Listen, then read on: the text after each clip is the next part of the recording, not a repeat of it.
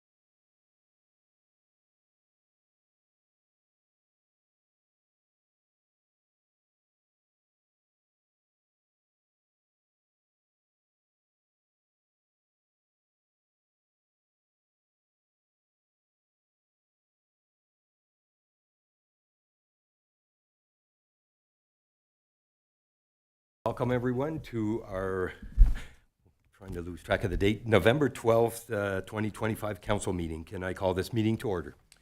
Be it resolved that this regular meeting now open at 6:01 PM, moved by Deputy Mayor Densham, seconded by Councillor Bajelli. Thank you. All in favor? Motion is carried. Is there any opening remarks from members of council? Seeing none, moving on to, or I would just like to mention Councillor Shane that did send his regret. There's something about hunting, I think, that he is away this meeting. Moving on to the adoption of the agenda. Be it resolved that the agenda be approved as presented, moved by Deputy Mayor Densham, seconded by Councillor Bajelli. Thank you. Any comment, questions in regards to the agenda? Seeing none, all in favor? Motion is carried. Is there any disclosure of pecuniary interest? Seeing none, we will be moving into our delegation. So I would like to welcome Alexis Doyle and Jennifer Falconer. I'm not sure if both of you are presenting, but if you could join us at the podium, and we're going to be discussing in regards to Alto high-speed rail, a very interesting rail project. Welcome, ladies. Thank you so much. Thank you, Mr. Mayor and Council and staff for having us this evening and welcoming us as a delegation at your council meeting. My name is Alexis Doyle. I am the Manager of Community Relations for Ontario, and joined with me tonight is Jennifer Falconer, who is the Senior Advisor for Community Relations. Jen is based in the Ottawa area, and I am stationed in Peterborough.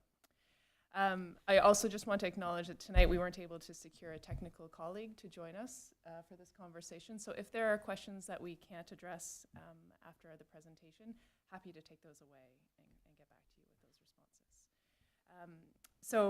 responses. Just to highlight here that Alto is a federal Crown corporation leading the high-speed passenger rail project that will bring 60% of Canada's population closer together. Next slide, please. So just going to take a moment to zero in on the specific challenges that this project aims to address. So Alto's high-speed rail project will help to improve productivity throughout the corridor and surrounding areas by addressing the challenges with increased travel costs through higher fuel and car maintenance, and even infrastructure maintenance with challenges with increased use and wear and tear on highways. It'll also address the increased congestion on major highways and in airports, and bring connected communities closer together through a convenient mode of transportation that reduces greenhouse gas emissions and improves one's quality of life through an enhanced passenger experience. On this next slide, the 7 station areas along the corridor include Toronto, Peterborough, Ottawa, Laval, Montreal, Trois-Rivières, and Quebec City. Now, on this map, you just see the station areas because we do not yet have an alignment. In the coming months, we will share corridor concepts within which that alignment could be located. And we will, over the next while, refine down to a specific route using technical analysis that includes safety, design, the environment, and social considerations. The project will run on 1,000 kilometers of dedicated electrified track. Our service will be fast, reliable, and frequent. Reaching speeds of over 300 kilometers an hour, we will reduce travel times throughout the Toronto to Quebec City corridor. Given the specific design requirements for this technology, we will need new dedicated track that will be dedicated to moving people only, which has a benefit of increased reliability to ensure trains arrive on time and bring you where you need to go when you expect it. And we are targeting frequent departures with about 20 to 30 daily trains, and that would enable convenient options that can accommodate flexible travel schedules. To just highlight a few of the travel times between some of those city areas, the station areas, which will be reduced significantly. Passengers will be able to get from Ottawa to downtown Toronto in 2 hours, and from Ottawa to Montreal in about an hour. Essentially, these times incentivize moving away from cars and planes to the high-speed rail option. I'll just highlight here a few other significant project outcomes that we aim to achieve, which is safer travel between stations, meaningful contribution toward reconciliation with Indigenous peoples, with whom Alto has been engaging for several years and building those relationships throughout the corridor with over 40 First Nations, and increased availability of accessible and affordable services. From an economic perspective, the stretch along southern Ontario and into Quebec is already a hub of economic and social activity, but the high-speed rail is projected to increase Canada's GDP by 1.1%, which is equivalent to $24 to $35 billion on an annual basis. This is achieved through increased productivity, with cities being brought closer together, higher participation in the workforce, and increased tourism. The project will also strengthen the Canadian economy by sourcing goods and services right here. We will need substantial volumes of both steel and aluminum for our track, but we will also need the people to build it. We're expecting that the project will require about 50,000 workers during the construction phase. And just to highlight where we are right now, which is at the beginning of the development phase, this is marked by the end of our RFP process, which was launched by Transport Canada back in 2023 and closed just in February of this year, when the government confirmed that we are advancing into the development phase to deliver the high-speed rail project with our partner Cadence, who was selected out of that RFP process. We are now in the development phase, which as the project moves along through the next 4 years, there are many elements and milestones that we will achieve, including identifying the specific alignment, acquiring the land, identifying specifically where the station areas will go, finalizing the engineering design, and through all of that process, engaging with Indigenous people, stakeholders, and the public. After the 4-year period, which actually was reduced down from 6 once Prime Minister Carney identified Alto as one of the major projects in the second tranche of projects, this will reduce our regulatory process into 2 years, which will allow us to achieve the development phase in 4. After which we will deliver a shovel-ready project to the federal government for them to decide on approving and advancing the construction phase. Now, just quickly on Cadence, they are a consortium of rail infrastructure companies based both here in Canada and in France, with expertise in delivering both transportation projects and high-speed rail across the globe. And just here, highlighting again the importance of engagement throughout the development phase, specifically with our key stakeholders, our elected officials, the general public, and municipal elected officials. I want to just highlight here too that we have important engagement with our technical stakeholders as well, which will be led by our technical colleagues. Now, we also are aware that not all communities see themselves in this project, especially those who are further away from one of those 7 station locations. So recognizing this, Alto is in the initial stages of creating a community benefits plan that will create sustained, measurable benefits for impacted communities along the project alignment. The early vision of this program includes a focus on economic opportunities through employment and procurement for local businesses. And I want to share our plans for the upcoming months. Alto will launch a comprehensive engagement process early next year, and we will offer several open houses throughout the corridor, virtual information sessions, and an online platform for people to learn more about the project and be educated on what high-speed rail is. It'll also give participants an opportunity to share insights that will help inform their project decision-making process. And as these dates are confirmed, we will post our open house schedule, and we will also reach out directly to staff to make sure that they are aware of those dates and upcoming events for public to learn more. And underpinning our engagement here at Alto are principles that ensure we are open, transparent, and that we reflect the local needs across the corridor through respectful communications and an inclusive and collaborative approach. And I just want to close out by again thanking Mr. Mayor and Council and staff for having us here today to give you a brief overview of the project and for the opportunity to hear your questions and respond to those as well. Thank you very much. So I have some questions, but how about if I start, I'll see with members of council if there's any questions from them. I don't think there's any questions at this point. I think, very preliminary and looking forward to seeing, as it narrows in and focus in terms of the location and that kind of information. But just to echo that, I love taking the train, but it's been very difficult in the last few years to be able to take it professionally, to arrive on time. The reliability has been upsetting. Maybe it is sort of a question. One thing I've heard from others too is like, could we not have found a way to improve that current rail system, like the freight trains in CN being a huge problem? It seems like a lot of money, obviously, to spend. I like that we're going to invest in Canadian jobs and Canadian steel. Sounds great, but was there no way to improve what we had? Maybe I'll leave that question with you.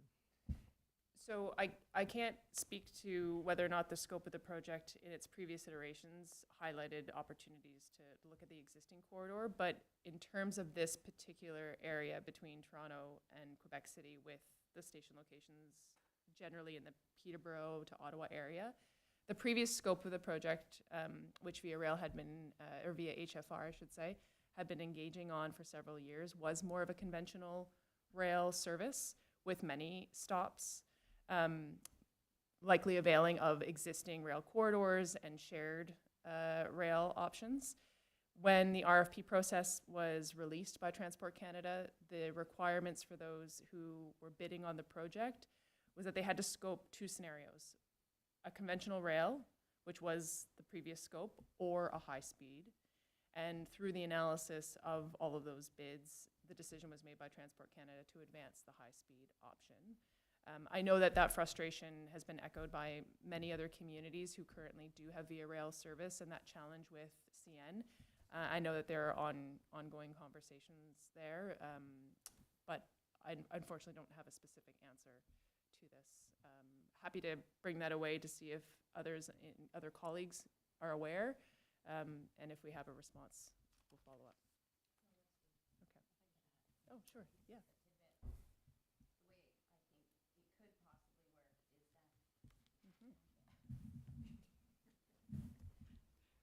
Is just that I think VIA has room to improve. If we look at an alternative such as Alto that takes the bulk of travelers that are going across those 7 stations, there is opportunities for VIA to shift their schedule. We know the CN freight train route is a big impact to the delays. Like it's the right of way for CN, right? So.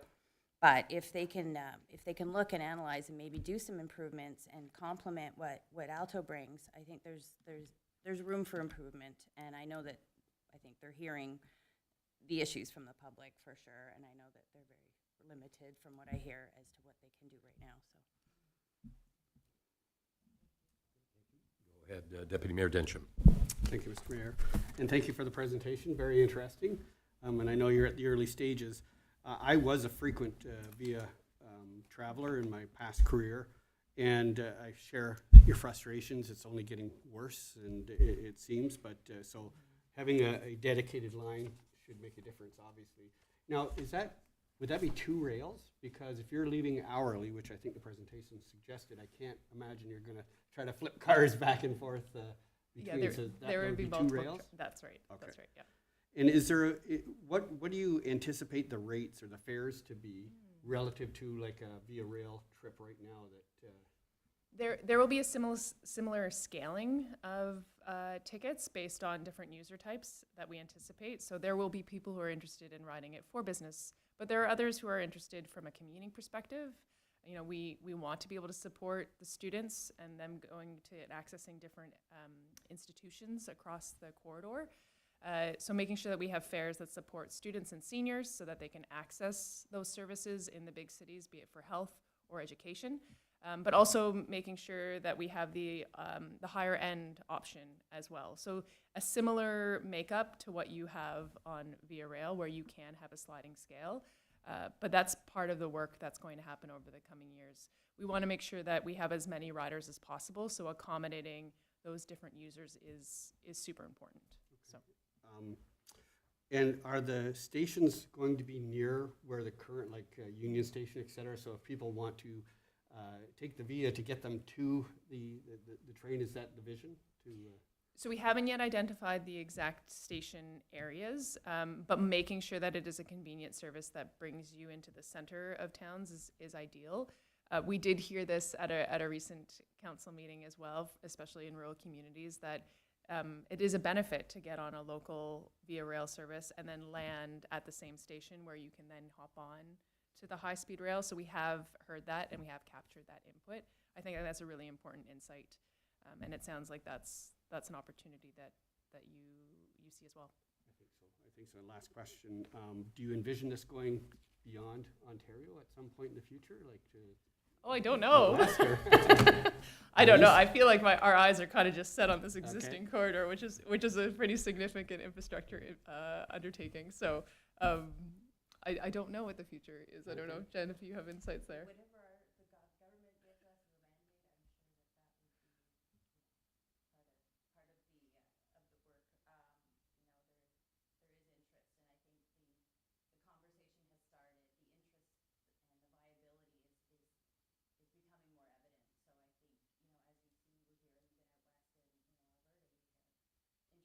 evident. So I think, as you see, we're here even out west in Alberta, we have interest in it. So, and then I think the other part of the puzzle is building some expertise on high-speed rail here in Canada. So as the first high-speed to be built, that would then hopefully train and skilled workers, expertise, engineers, and that kind of thing, and help, and the supply chain can be established.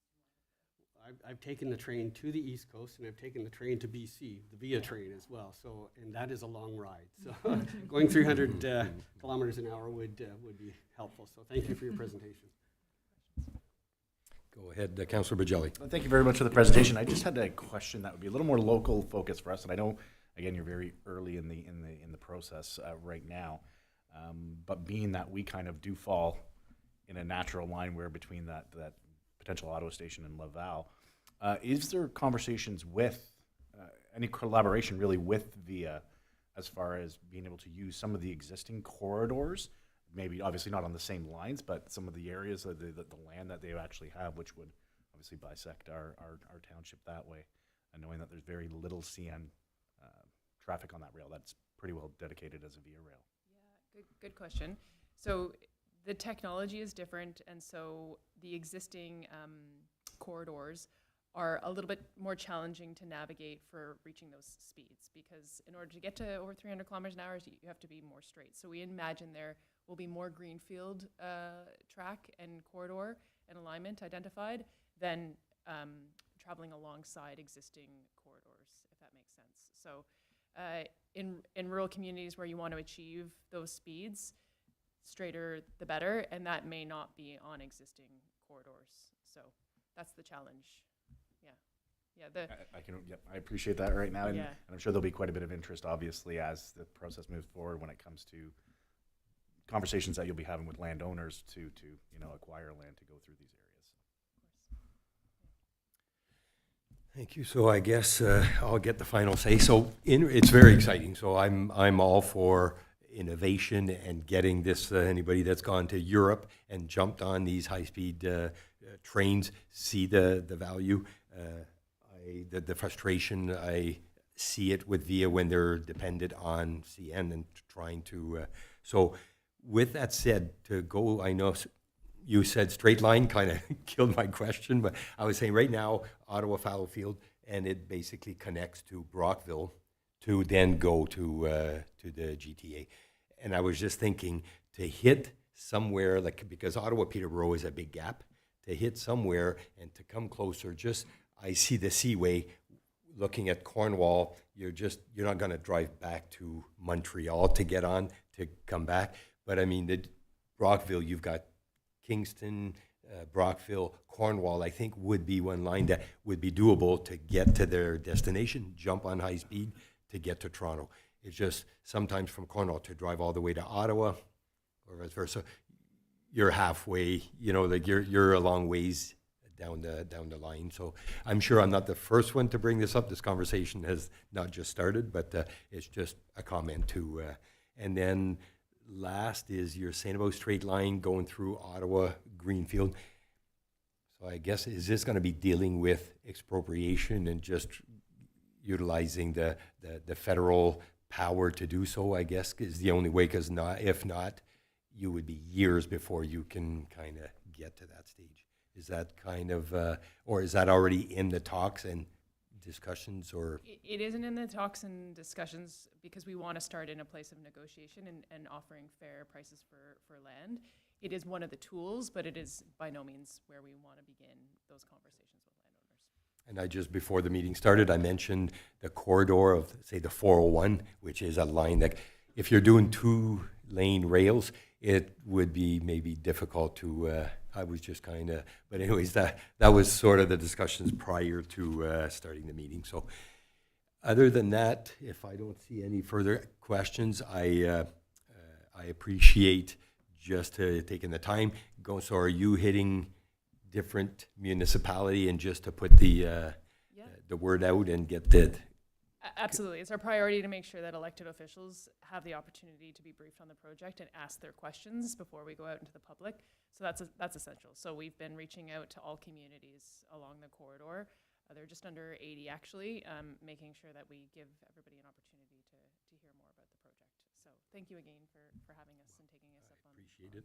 And as I mentioned, you are welcome to stay and enjoy the rest of your meetings, but don't feel obliged. You can find your way out if you wish. I'm sure you're busy enough to.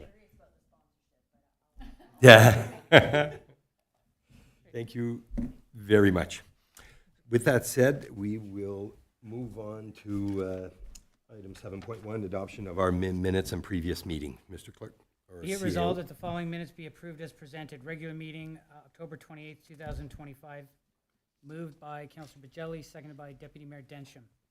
Any questions in regards to our meeting? Seeing none, all in favor? Motion is carried.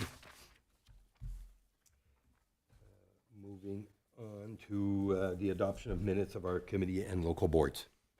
Or do we have any? I don't think we have any. So we can safely then move to receiving of our monthly staff report and recommendations. Be it resolved the following monthly reports be received. Bylaw enforcement, building, fire, recreation and facilities, public works, and CAO. Moved by Councilor Bajelli, seconded by Councilor McDonald. Thank you. Any questions to our staff? Go ahead, Councilor McDonald. I wanted to say thank you to the whole team that came together to support the residents who were experiencing low water in their wells. I think that our township has been very proactive in responding and has been quick and not held up by bureaucracy, and was able to get very practical supports in place that I think our residents are very appreciative of. We have heard that even in my own office, that people weren't necessarily aware of what was available, but they were very grateful and excited on the phone to us at work. So I wanted to pass that back to you guys. I know other townships are meeting this evening to discuss certain ways to help residents, and it's taking a lot more time. And I just think that we responded appropriately, and our community is very supportive of helping others, which always really warms my heart. So thank you guys for just getting stuff done quick and being supportive of those in need in our community. Thank you. Any further questions? So if I can add to that, I felt a little bit where we were even delayed. There is some people that started way before now as far as issues with their wells, and but I think it was more at the tail end where I started getting calls and feedback. I believe we received, I think it was 22 concerned residents that reached out to see if there was anything we could do. I'd like to thank our CEO, our whole team, because I think we all came together, discussions with Aqua, discussions with our rec director, but everything trying to see what we could do. It's small steps. I know we can't resolve the whole issue, but the fact that there is people that have the need, whether it's for a shower facility or just getting some fresh water. So we're working with our residents. Hopefully it's will come to an end. I don't know if this precipitation is enough, but even this snow that we're getting. So anyways, again, thank you for staff, and it's a small step to answer some of our residents' concerns. So thank you. So other than that, I'd like just to make a comment. I'm looking at our building file. So the revenues coming in from permit is very glad to see. I think for many years, we maintain where we're always dipping in the reserves, and I feel that this is more of a cost recovery. And seeing the development that's taken place, I think we're growing to maintain that for this fiscal year. So again, that's good to see. With that said, seeing no further questions, all in favor of the reports. Motion is carried. Item 9.2 in regards to the arena advertisement, Mr. Clerk, or CA. The Council of the Township of North Stormont receives and approves the revised report number Rec 16/2025 from the Director of Parks, Recreation, and Facilities, and further authorizes the inclusion of additional venues and pricing options for advertisement. And that Council acknowledges the Director's review of alternative service providers as requested and supports the selection of KB Media based on comparative experience and a reduced service fee structure, and that Council authorizes the Director of Parks, Recreation, and Facilities to enter into an agreement with KB Media for the purpose of conducting advertisement research and soliciting sponsorships on behalf of the Township. Moved by Deputy Mayor Densham, seconded by Councillor Bajelli. Thank you. So before I go to questions, maybe Pia, do you want to give a brief overview? Yeah, through the chair, at the request of council at the last meeting, I was asked to look for other suppliers if there was any interest of other companies doing this. There was one actually in Caswin, which is called KB Media, so I inquired with their service and the rates, and I did inquire with other facilities that use their services, and they're all happy with the service coming from KB Media, so I went ahead and got them a description of what the potential revenue could be for the arena as far as advertisement based on a 10%, 25%, 50%, or 100% rating of full advertisement. And unfortunately, you don't see quite the numbers on your package, but it could be significant, and there's no work at all involved as far as township staff or time.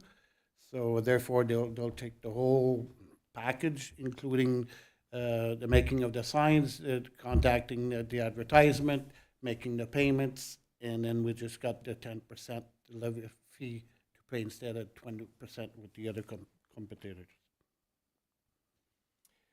Maybe I'll just start with the first question. So when you say so they take care of are they from talking to other that are using the KB services, are they actually proactive in identifying and reaching out to people, or is that still on us to sell our product, basically? Through the chair, they do their own advertisement. They go and search for customers. They search for advertisement.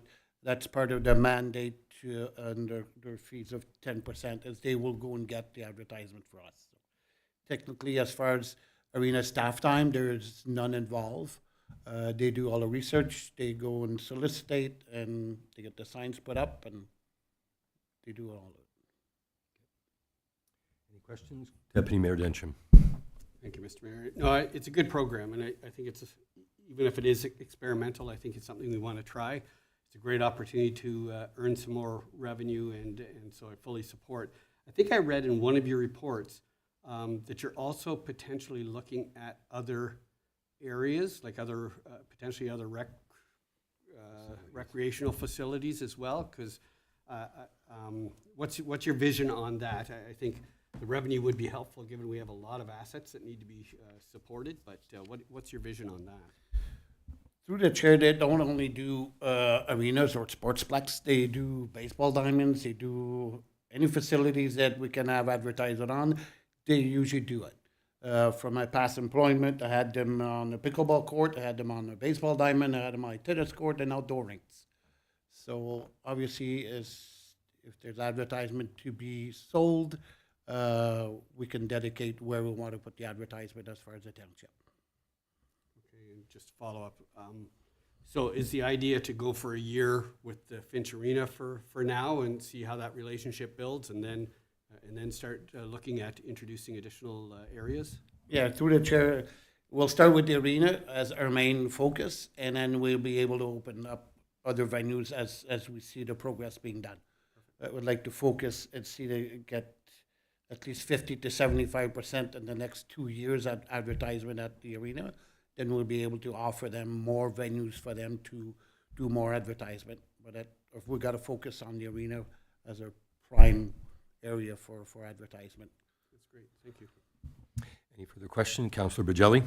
Thank you. Just a couple of questions to do with the actual advertisements themselves. And I know we've had this discussion at previous meetings when this came up. Do you get to see the final products before they actually go up? So are you able to vet, like I said, any kind of offensive material or? Yes, through the chair, that's part of the contract, that before they sign a contract with an advertiser, the township's got to give the approval of that advertisement. So nothing is printed before either myself or the CEO will approve this advertisement.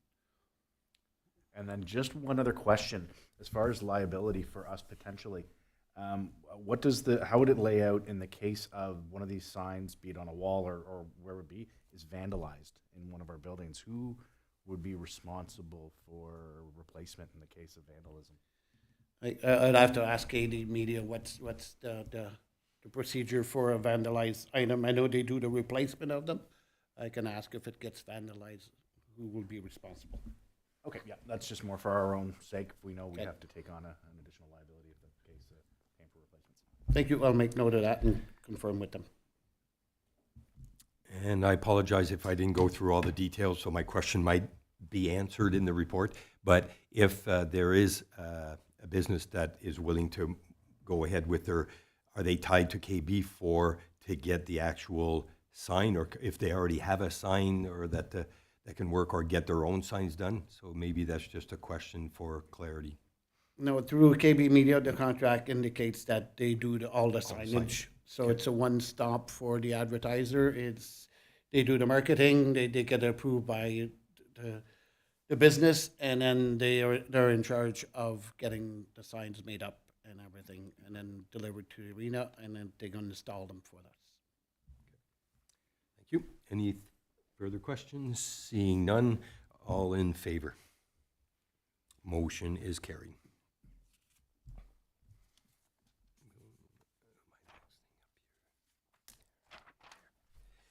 Moving on to our human resources policy. That the Council of the Township of North Stormont approves Administration 20-2025 from the CEO clerk to approve changes to the human resource policy. Moved by Deputy Mayor Densham, seconded by Councillor Bajelli. Thank you. So before I ask questions, we do have acting treasurer or help in the finance department. So if there's any questions, we do have Mr. McDonald here to answer our questions. So any questions from council? Yeah.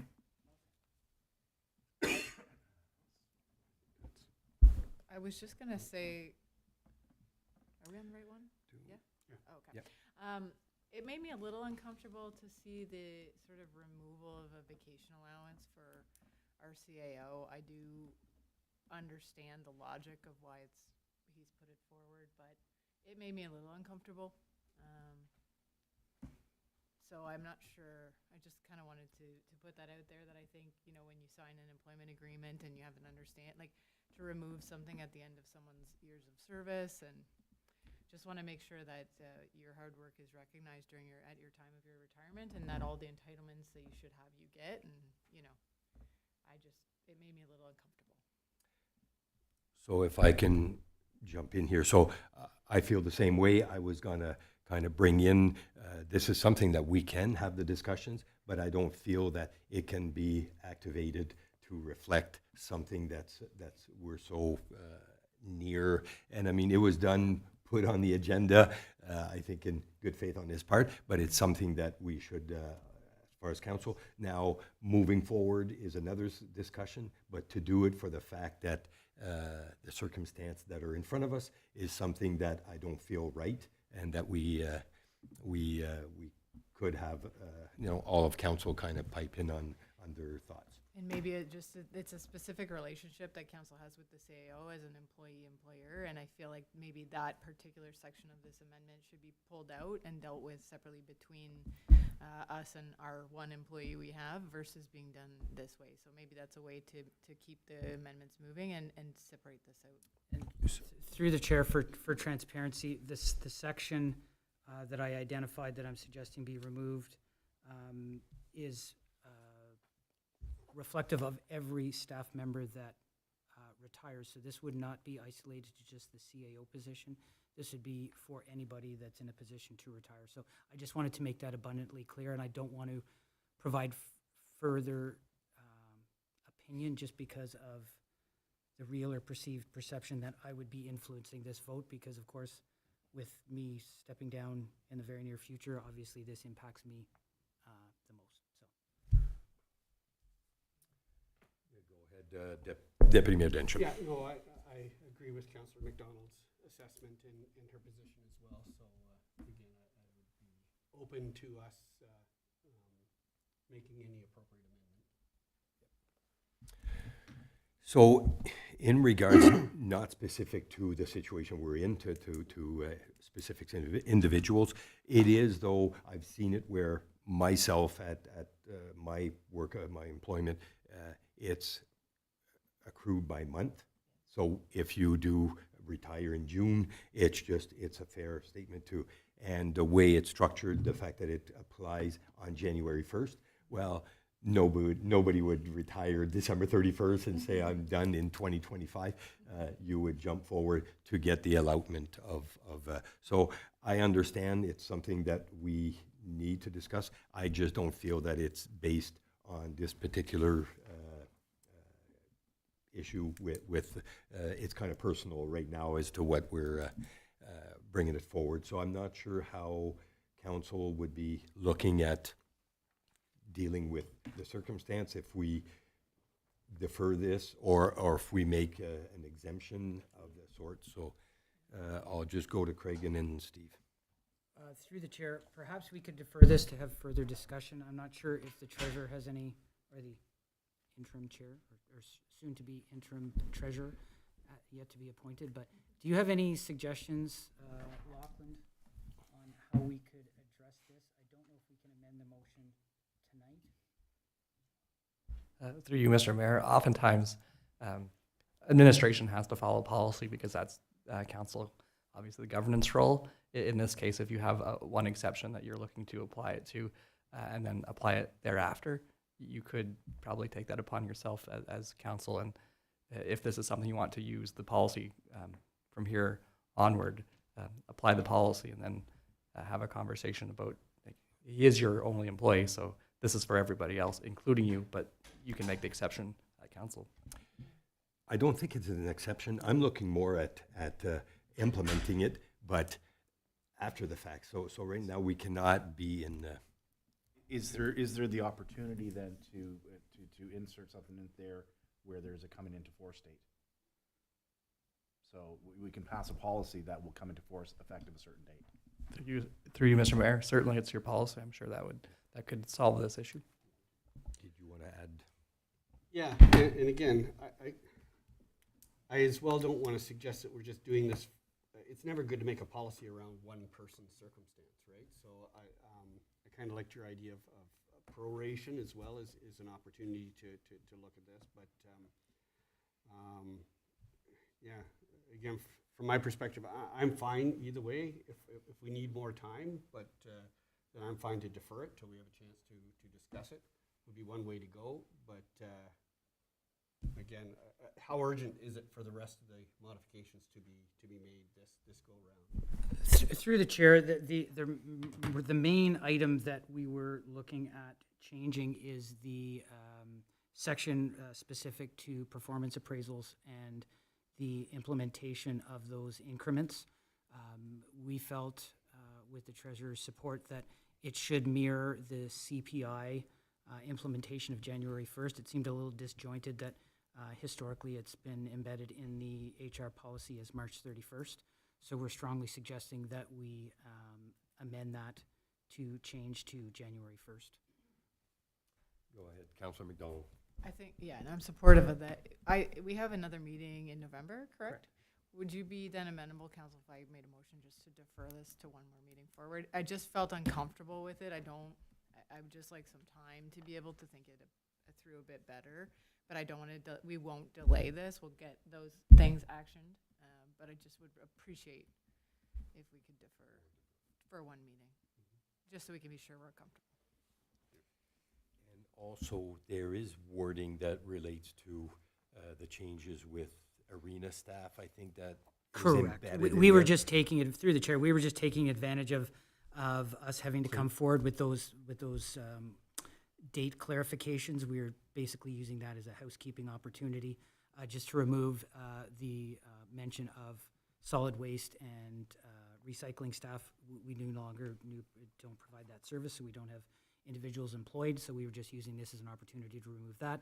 And of course, the union agreement is very strongly worded and entrenched, so there's safeguards in place for our arena staff, so they are not part of the current HR policy. So again, that was just an opportunity. It wasn't a necessity. And for clarity, in regards to the implementation of the salary grid versus the CPI, we had different dates. Finding out it's been kind of dealt with at the January 1st. So it's not like I think things are changing. I think it's more for administration. And are you comfortable with timelines to deal with late fall to get all the reviews done to be able to implement that on January 1st is the question, which I believe has been done. Through the chair, all of the performance reviews have been completed and submitted, so we are prepared for that. We can certainly defer this till November 25th, and we can bring back an amended a motion, if that's council's wish. Because I feel it's more staff and finance, or administration and finance to deal with.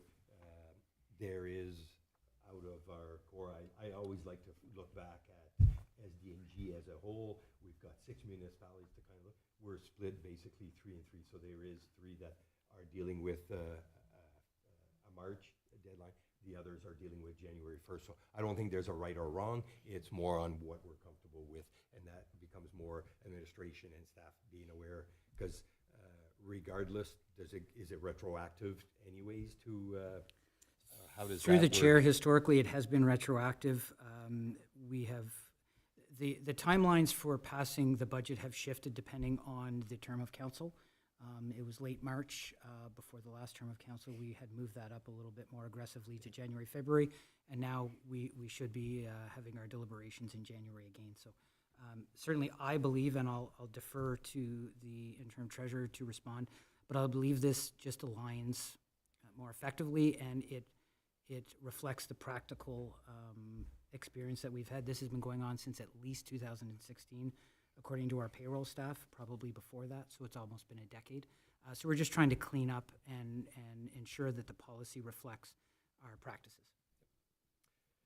So with those discussions, the motions on the table, so I will ask first if it's agreed upon or deferral, so all, as the motion is read, all in favor of the motion. See none in favor of deferring to November 25th. Motion is carried to defer.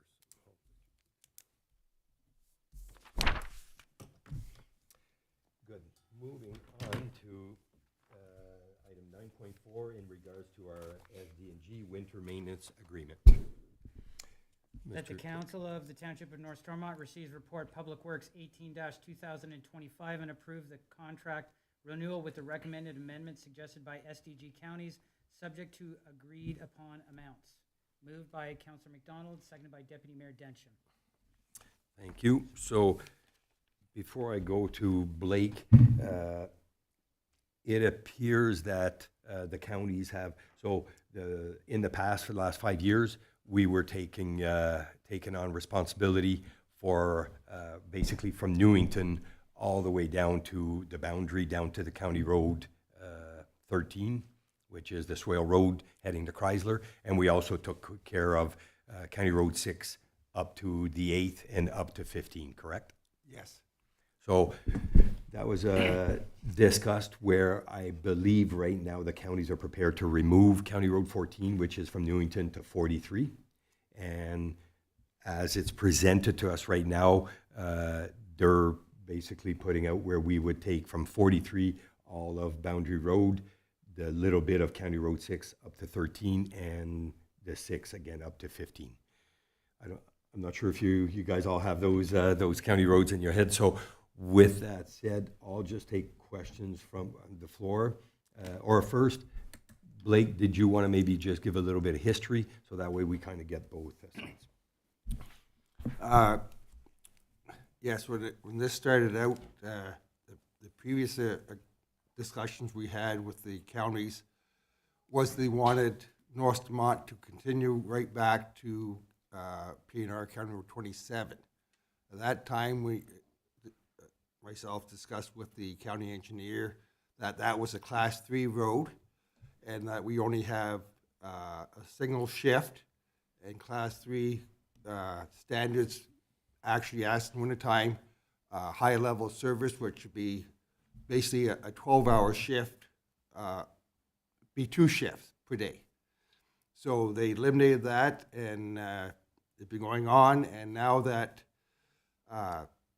the liability and lawsuits that lawyers have put forward against municipalities or whatever, I think is being a Class 3 road now right from P&R 27, that's at north end of County Road 6, right to 43.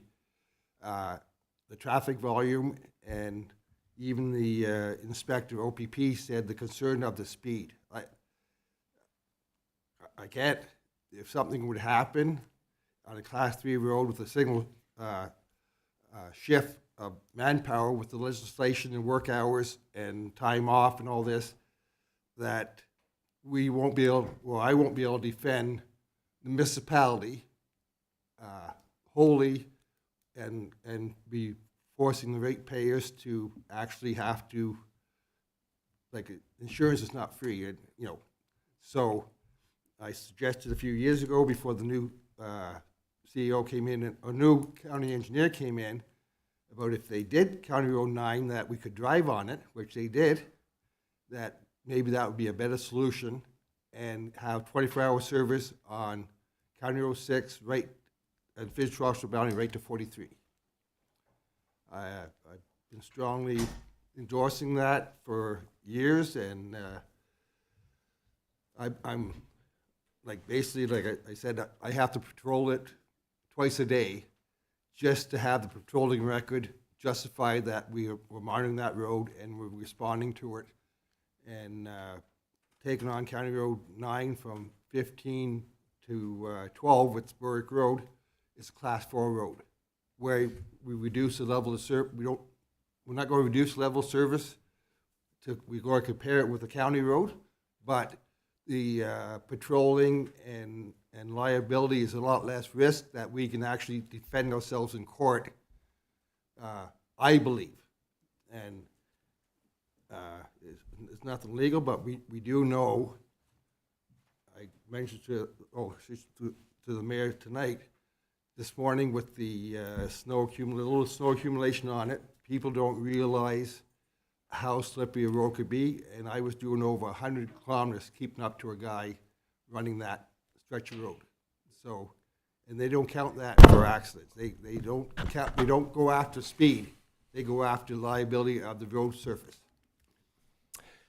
Any questions? If I can maybe just, so I've been kind of back and forth looking at, and I would tend to agree. So not just North Stormont, any municipalities have a very hard time winning, it appears, whenever it comes to litigation.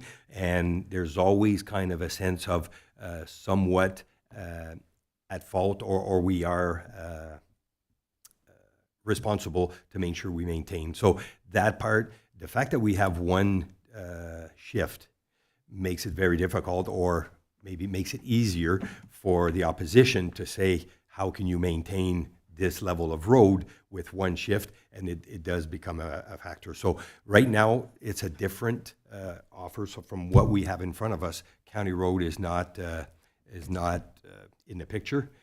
There is discussion, so council is well aware that there is intention to review, look at, and get the boundary road eventually, but it's been all talk, and right now we're just kind of moving forward. So I'm not sure where we're kind of at a standstill, and it's on the elected official to basically move this forward with the expertise of both Public Works departments. So go ahead, Steve, if you want to add to this. Yeah, thank you, Mr. Mayor. And yeah, it makes a lot of sense. Again, not just the liability aspect, but also the manpower. We are built to be a second-tier township. Our staff are designed to support the residents as a second tier, so that's why we look after our second-tier roads, and the county is responsible for the county roads. That's part of the rationale for putting them in the right place, because then they can set their manpower up to look after the roads at the appropriate class level with the appropriate level of support and maintenance. I do agree, and I love the fact, and I really appreciate the fact that we can come up with reciprocal agreements where, where it makes sense to do so, then we can share off responsibility, but that's a negotiation. And in my mind, when the negotiation gets difficult, we kind of have to fall back onto our primary responsibility. The county looks after county roads, the township looks after township roads. If we can sit down and find a way to work around that, that's fine. But sometimes when we get into situations like that, even though we've been doing it for many, many years, to Blake's point, liability gets more and more difficult to manage. So at some point, we may have to step back and say, okay, let's go back to basics again. Counties look after county roads, townships look after townships, and starting from there, can we now have a fresh discussion about where we can find some way to reciprocate? So I respect what you're saying, Blake. I think I agree with what you're saying. That said, I would like us to still sit down with the counties and see how we can mash this out so that we can continue to respect that partnership, but doing so in such a way that we can also respect the manpower we have and our respective liabilities. Go ahead, Councillor McDonald. Well, we are still part of this sharing agreement, correct, Blake? Like, we are still, so I understand, like, we're taking out a road that's particularly an issue because of the maintenance standard, but we are still doing this swapping and sharing. The agreement is over, and it has to be renewed. Right now, it's the 15th, is it? When it's supposed to be renewed? So with no agreement right now. The minimum standard, I think, when it takes effect the 15th of November. Yeah. We did receive a snow event that needed the attention of Public Works, so there was discussions through with the county's Public Works, where right now we're maintaining our roads and they're maintaining theirs. So I feel that we do have, it's just that we're the 12th, so we're 3 days away from the 15th, but to try to do, I would like to have one more conversation, but the conversation at the table with us now being involved and just getting the sense of, so my suggestion would be possibly to defer, get council to basically say through our administration, through Craig and Blake, to sit down with the counties and work out those details of the discussions we had tonight and implement sign the resolution on the 25th and move forward from there with the new agreement of the decisions that was taken. So, do you need our approval in this report to be authorized to execute that agreement on the 25th, or do you need us to sort of say the intention is to sign the agreement sooner than later. So if we had agreed tonight, it would have been where we would have signed it by the 15th. But right now, with some of the discussions, and I'd like to have the input of, so we're one-sided, but to sit down at the table with counties and come up with, and I mean, they might have some fair points, we might have some fair points, but I'm sure between we've worked well together in the past, we can come up with an agreement, get it signed, unfortunately, only at our next meeting, but we can sustain dealing with any snow event from there till, for the next 2 weeks. Okay, then I'll just say I think the ways we work together are very important, and I support working with the county to figure it out with the acknowledgement that you have to look out for the best interests of the corporation. I also wanted to compliment you on the report. It's really well written. It's easy to understand. You had maps at the end. I feel like there's been a lot of feedback over council's term about stuff like that. So this report helped me really get good information. So I appreciate it. Through the mayor, you can pass it on to the person that does a lot more work than I can do. Well, that person is of good value to your team, so definitely pass that on. Good. So with that said, see no further questions. I would suggest that we defer to further discuss our discussions and bring it back to pass at the November 25th meeting. So with that said, as it reads, are we in favor of the motion? And seeing none, are we willing to defer? Motion is to defer.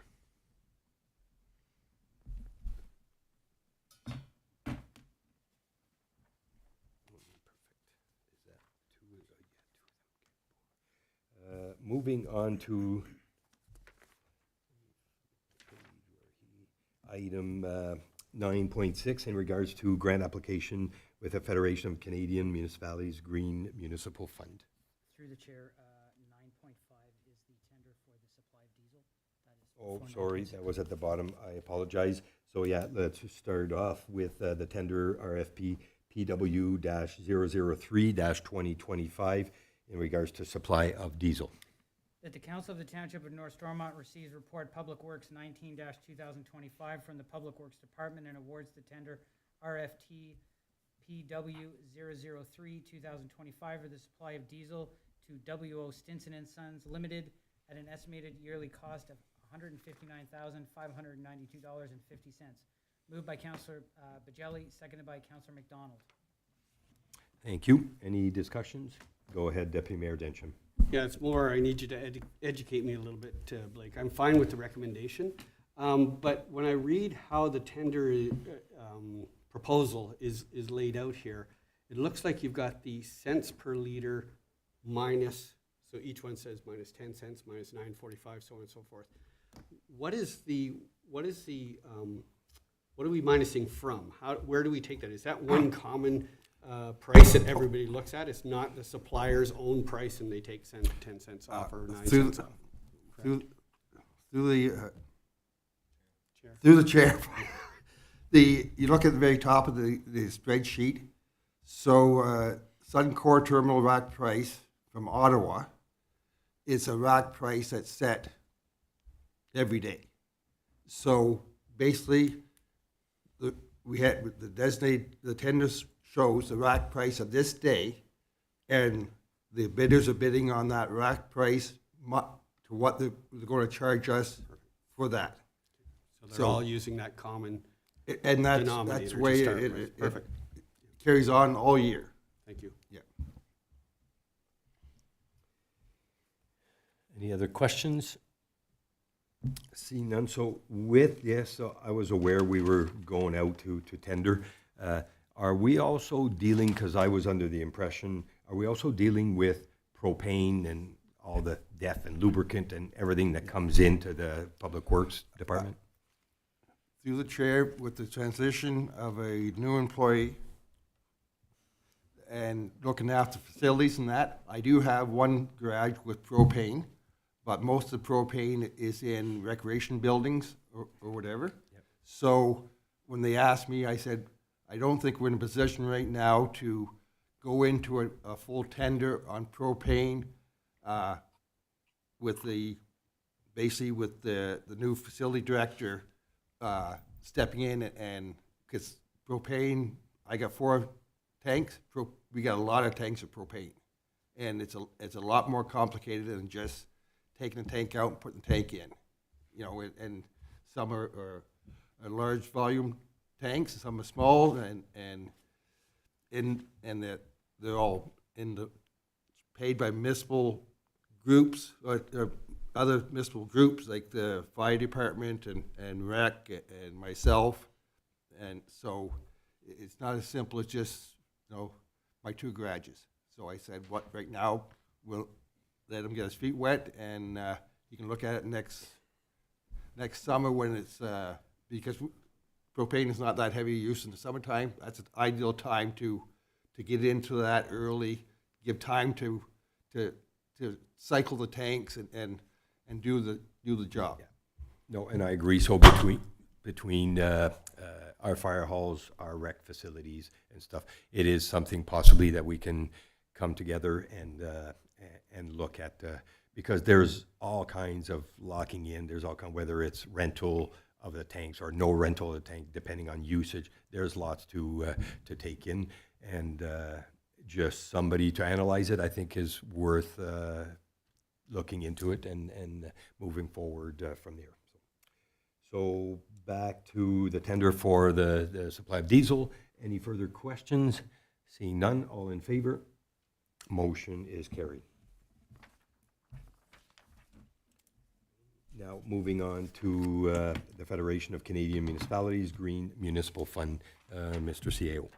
That the Council of the Township of North Stormont approves report administration 21/2025 and provides approval for administration to submit an application for the Federation of Canadian Municipalities Green Municipal Fund for a Green Buildings Pathway Feasibility Study. And council further acknowledges the eligibility requirements of the program and authorizes staff to work with partners to prepare and submit the application on behalf of the township or on behalf of the municipality. Moved by Councilor McDonald, seconded by Deputy Mayor Densham. Thank you. Did you want to speak on this a little bit, Craig? Through the chair, we had originally, as an SMT team, met with a external service provider. There is an opportunity to secure approximately 80% of an approximate $200,000 for an energy feasibility study. And this would be focused strategically on a list of 6 or 7 of our facilities, and the rec director has assisted in preparing that list.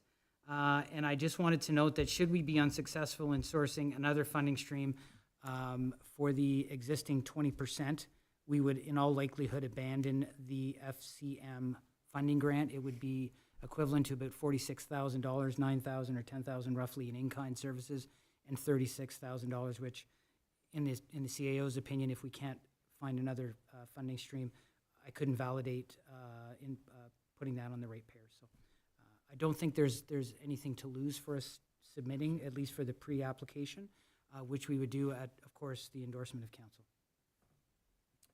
Questions? Deputy Mayor Densham.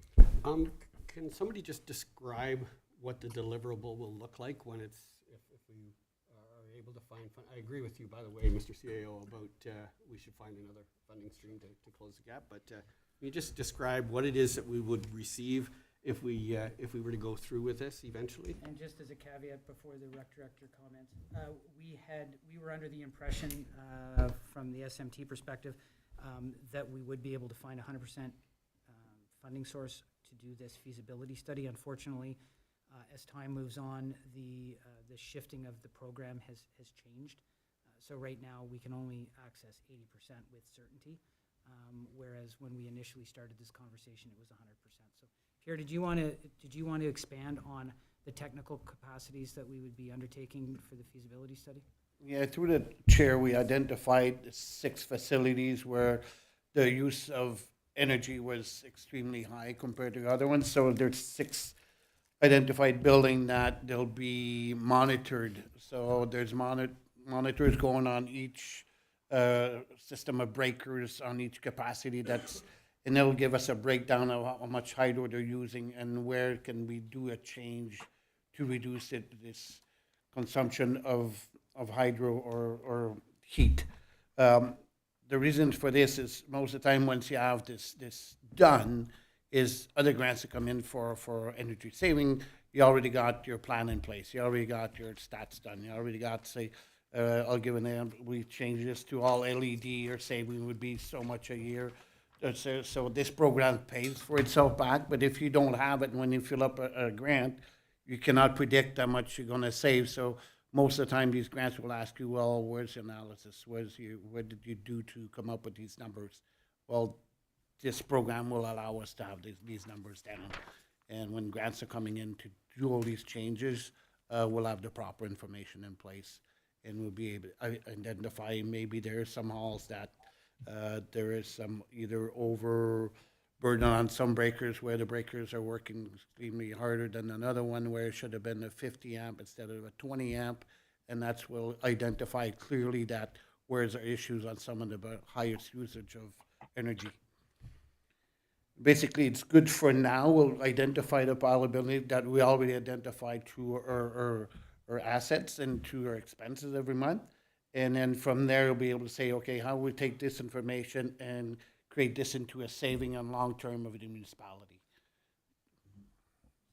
Just to summarize, and what I think I hear you saying is that if we can get this funded, it will give us the ammunition to tap into new funding stream for actually making some of the improvements that will come out of the recommendations of this. Is that Correct. perfect? Thank you. Yep. Any further questions? Seeing none, all in favor? Motion is carried.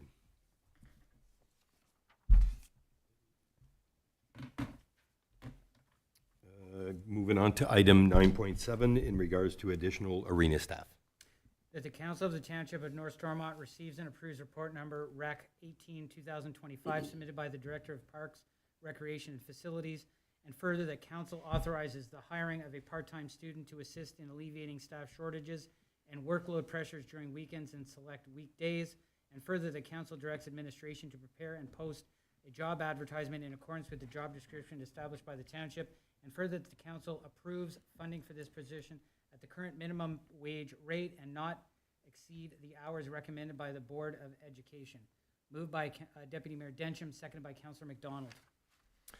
Thank you. So I thought, Pierre, in your job description, I thought you were finishing here at 4, and then you did. So Sure. I will take. Did At you minimum want, wage, right? yeah. Did you want to add context for also people listening in, and then council can have questions? Yes, through the chair, we have been using, let's say, trained staff or operators at some of the facilities at the arena, especially, well, at the arena, on the weekends, where we could use the help of a student instead of having two operators on duty at the same time. It'd be a student and one of the trained staff, and this will give a chance to our regular staff to have a Saturday or a Sunday off once in a while. But right now, we're limited to 3 employees, giving us no chance for anybody to take a day off or call in the sick days. We're in a bind as soon as we hit the sick days. If we use 2 operators the Saturday and somebody calls in the Sunday, we're out of operators. So our goal would be to use the students mostly on the weekend, Saturday and Sunday morning, to give an operator a chance to have a day off, and be on call if somebody calls in sick. And if same thing for during the week. If we have somebody calls in sick during the week, we can have 1 operator and a student will come in. So my point of this is around 20 hours. As you can see, the school board accepts up to 28. I feel for students in school, especially if you hit the 11th and 12th grade with exams and everything. In my past employment, I never exceeded 20 hours unless there was an exception, somebody called in sick. Usually it's always under 20 hours a week. Gives a chance a student to do his homework and study. And so that's their goal, is to add this to our regular staff. It doesn't affect any agreements we got with our unionized employees. Actually, it'll benefit that they can able to take a day or 2 off, or if they happen to call in sick, there's somewhere we can still operate our arena. And it also opens up an opportunity for one of our local kids Exactly. to apply and cover that. So any questions from council? I think it's pretty self-explanatory, so all in favor of the motion? Motion is carried.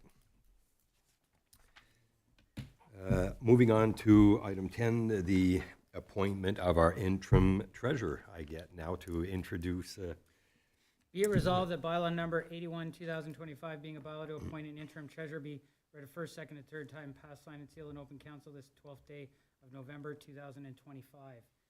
Moved by Councillor McDonald, seconded by Councillor Bajelli. any questions? Go ahead, Councillor McDonald. I hear this treasurer is able to negotiate amazing low rates for residents. I've heard of his work in other municipalities. Can't wait to see the sharpened pencils that will come. But in all seriousness, I'm grateful and glad that we were able to secure someone competent and local and knowledgeable to help us with this, such an important process for us. So I feel confident and assured that council will get a good recommendation. No pressure. And thank you.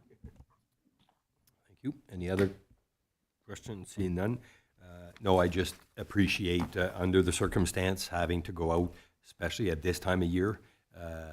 It's a little nerve-wracking for council to not have, but I think you bring tons of experience, and we're glad that you wish to come on board and help us out. So again, thank you very much. Seeing no further questions, all in favor? Motion is carried. Moving on to our correspondence, so item 11.1 to 11.13. Mr. CEO. Be it resolved that the correspondence is listed as items 11.1 to 11.12 on the agenda be received. Moved by Deputy Mayor Dencham, seconded by Councillor McDonald. Any questions regarding correspondence? Go ahead, Councillor McDonald. Just noting from one of our very close neighbors, municipality of South Dundas, I had heard about this snowmobile club permit fee thing, and I found it strange and sort of puzzling, and, you know, seeing a municipality nearby also having concerns with it. I mean, I obviously don't know the whole story. I used to be quite an avid snowmobiler. They do a great job maintaining trails. It's very important for our area. If they feel the need to increase fees, I was just a little bit concerned. I didn't know if anyone else on council had context, if this was something we should also be supporting, or if there's more to the story that needs to be understood by myself. Or, anyways, it seemed strange. So, I don't know, myself, I don't know enough on the story from just reading, so the opposition to MTO's decision to deny. So is South Dundas just supporting the local snowmobile association that are looking, and MTO saying you cannot raise them? Because, I mean, it is a big tourism factor, but it's the clubs themselves that actually maintain, serve the public, and they would know more. So it is a big part, I think, of our area. So I would recommend maybe bringing it back and just getting a little bit more context. So if we can pull that out for our next meeting, just for a little bit of further discussion. Even just to circulate by email, if there's, I just wanted to understand it. It's something a little close to my heart, and it rings a little bit similar to Conservation Authority fee freezes, and we have been seeing the impact of that compiling. It's concerning in the long term if this continues. Possibly our rec director can add comments to that. Yeah, through Chair, Councillor McDonald, I have the contacts for both trail presidents, so if you want me to reach out on your behalf and if you have questions to ask, I can certainly provide an email to them and ask for a response before next meeting. Yep. Thank you. So outside of that, any further questions in regards to correspondence? Seeing none, all in favor of accepting a report, motion is carried. No motion or petition. So moving on to new business. So item 15.1 in regards to Ontario Clean Water Agency. Well, I'll read the motion and then we'll go from Through the Chair, if you can bear with me, there is no motion for this report.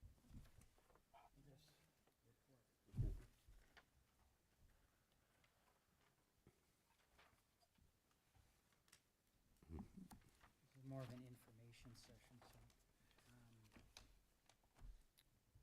Through the Okay, chair, well, we- if- I apologize. Yeah, no, go, if there's no resolution needed, if it's, and I might just jump on board. So we do have Natalie Calantonio from Aqua that is with us. Can you hear us, Natalie? Yes, I can hear you. Can you hear me? And Natalie, if I could just interject, I should mention that the CAO does have the authority to sign this agreement. We just wanted to have council endorse and approve the Aqua moving forward with SEMA as the single sourcing engineer for the project. Is that accurate? Yes, for sure. I can speak a little bit more to that if needed, or if there's any questions. I'm not sure how much the council has been brought up to date in terms of how we're moving forward with the design process. So let me know. I can just kind of give a quick summary of work to date if that helps. Yep, so I apologize, I thought it was just part of business where we were looking at a motion and a resolution. This is not the case. I think it was brought forward just for information purposes to council, so I will give you the floor just to give us the status of the project. Great. So I'll try and be brief, but as you're aware, I believe SEMA presented to council a month or so ago, just giving a status update for the Class CA project. So the Class CA project is more or less complete. We've produced the final deliverable, which is the environmental study report, and that's been posted publicly for review by the public, by approval agencies. So far, we've gotten good feedback from the MECP. They've sort of signed off on our approach as to, increasing that discharge window. If you recall from the PIC, we're going to be discharging now in the spring and the fall. So that means we don't need to expand the storage capacity of the lagoons, which is a really good sign. We barely have to extend beyond the existing footprint. So SEMA's got a really good job with that. They did this project in a very expedited period of time. We've been really happy with their work. And because they're so familiar with the project and they've produced really good quality work to date, we'd like to continue working with them. So because Aqua hired SEMA through our VOR, so our vendor of record, when we went out to hire them, we sent a request for proposal out to 5 different consulting engineers. So that means our overall procurement threshold was $600,000. So we were allowed to hire a consultant to do work up to that upper limit. So in continuing on with SEMA for the design fees, because the sum of the design fees plus the Class A fees are still within that procurement limit, we have the authority to continue working with them and just sort of add the scope of the design on sort of like a change order. So in theory, we're not technically sole sourcing them because we're just, giving them additional scope on with the Class EA. So there was a little bit back and forth, wondering if we should go through a formal sole sourcing process and be very open and transparent with the Ministry of Infrastructure because this is a funded project. But at the end of the day, reviewing all the procurement rules that we have, we are in a good place to continue working with them well within our procurement thresholds. So I apologize if it's a little in the weeds, but I just want to be open and transparent that, we have full authority to keep working with them to maintain that continuity and to maintain the schedule that we have moving forward. So now we can go right from the Class A right into design without having to do any additional procurement, getting a new consultant on board. And Natalie, if I can just stress, the timelines are rather aggressive and we want to make sure that we stay within the timeframes of the Hugh grant. And that was one of the mitigating factors for this decision. Is that accurate? Yes, absolutely. Like I said, SEMA's done a great job to date. Class A projects typically take a year to a year and a half, and they were able to complete it in 5-6 months. So it's a great achievement, and it shows their commitment to the project. And yes, moving forward, we'd like to continue working with them. It would there would be a substantial delay if we went out again for a competitive bid to get a different, or, even if we wanted to keep SEMA on and go through that competitive process, that would add a few months to the project. So being able to continue working with them, we can just go right from Class EA to design. We actually have a kickoff meeting scheduled for tomorrow. So we can get right back into working on it. And there's a lot of continuity between, the scope of the Class EA and the design. So they're ready to go. And yes, our deadline for awarding the construction contract is June of 2026. So although it's tight, they do believe it's achievable. And they already, have a plan in mind moving forward to make sure we achieve those timelines. Thank you, Natalie. So I really appreciate the relationship that we have with Aqua. So you're sort of our go-to people. There's lots of engineers. It's just that I find from past experience, we kind of go with your expertise and the relationship that we have. It's always to you. So I'll probably be asking as we move along, how are we doing? I know the deadline is roughly spring of 2027. And from just the comments that you made, so right now, do they feel that we are on path to achieve that? And I know I'm going to keep asking probably every quarterly where we stand, but right now, is it something they feel that we are going to meet? It is possible for sure. I mean, there's certain things that are beyond our control in terms of review timelines. For instance, the facility has environmental compliance approval, an ECA. Essentially, it's the permit for the facility to operate. So as part of these upgrades, we have to apply for an amendment to the ECA. And as part of that, the MECP, like the Ministry of the Environment, has to review and approve it. So typically, it takes them anywhere, I've seen from 2 months to a year and a half. Like their review times are quite varied, but because this is a funded project, they have given some reassurance that they were going to prioritize review for funded projects. And because we've had this sort of pre-consultation with the Minister of the Environment, and throughout the Class A, we've been in contact with them, and we've gotten their buy-in for the studies that we've done and sort of the direction that the design will be going in. We're fairly confident that we're going to get an expedited review on their part. But still identifying that once that application goes into the hands of the Ministry of the Environment, it's sort of out of our hands in terms of their review times. So there's definitely elements of risk in terms of the schedule, but it's just a matter of managing it as best we can. So we do think it's possible to meet those timelines, and we're going to do everything that we can to make sure that we do. Another thing would be in terms of equipment lead times. There's certain equipment that we're flagging now to take, maybe 20 to 30 weeks to manufacture. So to ensure that we have the equipment ready for the contractor, we're looking into the options of either pre-selection or pre-purchasing. So that would mean that the township would purchase the equipment prior to getting the contractor on board, and that the equipment be manufactured and delivered to site, ideally at the same time the contractor would be mobilizing, so we don't have that delay. So these are sort of some of the things we're looking into in order to ensure that we meet the schedule. And we'll definitely keep council updated as the project progresses. We're happy to give sort of regular updates as it goes along. Good. Thank you very much. With all that said, I think what we also should be looking at, if we can get like a direct line maybe to our MPP, we'll be so maybe we can look at finding someone. So with that said, I appreciate your time to come and explain that tonight to Natalie, and I'm sure we're going to be hearing more between now and the tail end of our project. So thank you very much. Yes, thank you. Thank you for having me. And moving on to the tail end, so there's scheduling of our meetings. Our next regular meeting will be held November 25th, 2025. I'd like to mention our coming events. So again, the Christmas parades will be probably all listed on on the next November 25th meeting. There is dates out there, so support your communities.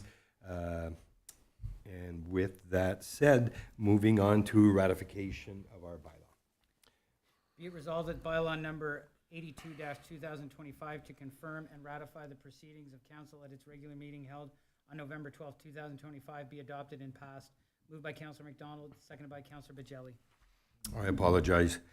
I keep always forgetting. So there is the closing remarks. So is there any closing remarks from council before we verify?